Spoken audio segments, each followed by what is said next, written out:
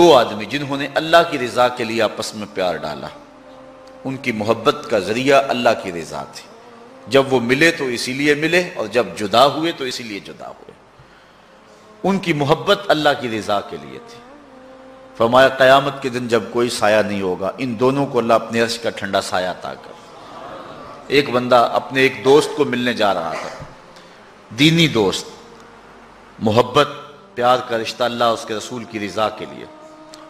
حدیث میں آتا ہے کہ راستے میں بصورت انسان ایک فرشتہ اس کو ملا اور اسے پوچھتا ہے کہ کدھر جا رہے ہو؟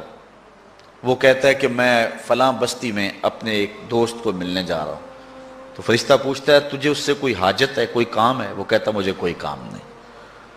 کہا کوئی احسان ہے جس کے بدلے میں جا رہے ہو؟ کہا کوئی احسان نہیں ہے۔ کہا کوئی رشتہ داری ہے تیری اس کے ساتھ؟ اس نے کہا کوئی رشتہ داری نہیں۔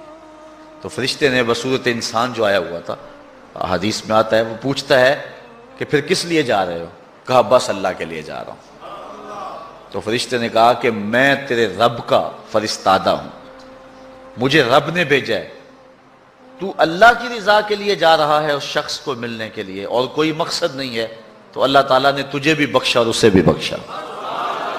جو اللہ کی رضا کے لیے کسی شخص سے دوستی رکھتا ہے، پیار کے اور بھی بہت سارے ذرائع، رشتہ داری سے صلہ رحمی، دودھ کا رشتہ، خون کا رشتہ، کاروباری روابط، سیاسی روابط، غرض کے رشتے، بہت کچھ ہے، لیکن جب کسی سے ملاقات ہو، جب کسی سے تعلق قائم ہو تو وہ اللہ کے لیے۔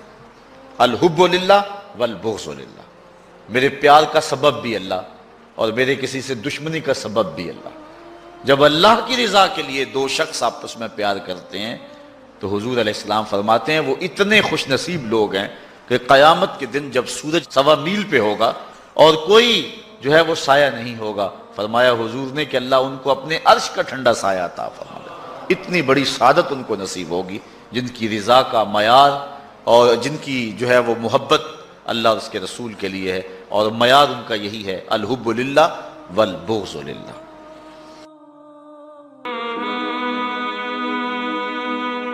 سبسکرائب کیجئے ہمارے چینل اور دبائیے بیل کا آئیکن تاکہ آپ کو ریگولر نوٹیفیکیشن اپڈیٹس مل سکیں۔